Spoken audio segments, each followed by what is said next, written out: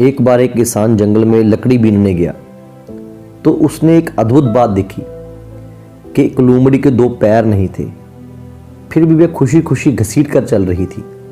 ये कैसे जिंदा रहती है जबकि किसी शिकार को भी नहीं पकड़ सकती, किसान ने सोचा। तभी उसने देखा कि एक शेर अपने दांतों में एक शिकार दबाए उसी तरफ आ रहा है। सभी जानवर भागने लगे, वह किसान भी पेड़ पर चढ़ गया। उसने देखा कि शेर उस लोमड़ी के पास आया और उसे प्यार से शिकार का थोड़ा हिस्सा डालकर चला गया। दूसरे दिन भी उसने वहीं देखा कि शेर प्यार से लोमड़ी को खाना देकर चला गया। किसान ने इस अद्भुत लीला के लिए भगवान को मन में नमन किया।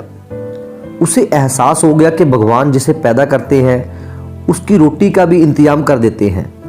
यह जानकर वह अपना काम छोड़कर यह सोचकर एक निर्जन स्थान पर बैठ गया कि भगवान उसकी भी हेल्प करेंगे, उसका भी ध्यान रखेंगे। कई दिन गुजर गए, कोई नहीं आया।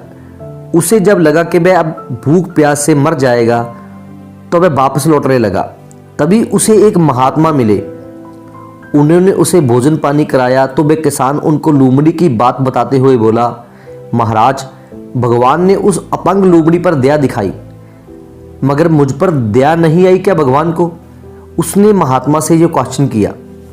महात्मा उस किसान के सिर पर हाथ फिराकर मुस्कुराकर बोले, तुम बहुत नासमझ हो कि तुम भगवान का इशारा भी नहीं समझ पाए, इसलिए तुम इस तरह की मुसीबत में फंस गए। तूने ये क्यों नहीं सोचा कि भगवान तुम्हें उस शेर की तरह मदद करने वाला बनते देखना चाहते थे, उस परेशान अपंग लोमड़ी की तरह नहीं। दोस्तों, हमारे जीवन में भी ऐसा कई बार होता है कि हमें चीज़ें जिस तरह समझनी चाहिए उसके विपरीत समझ लेते हैं। हर बात, हर चीज़ के दो पहलू होते हैं, नेगेटिव और पॉजिटिव। ये हम पर निर्भर करता है कि हमें किस पहलू को देखना है। हम जैसा देखेंगे, हम जैसा सोचेंगे, वैसे ही हालात हम खुद के लिए बना लेते हैं।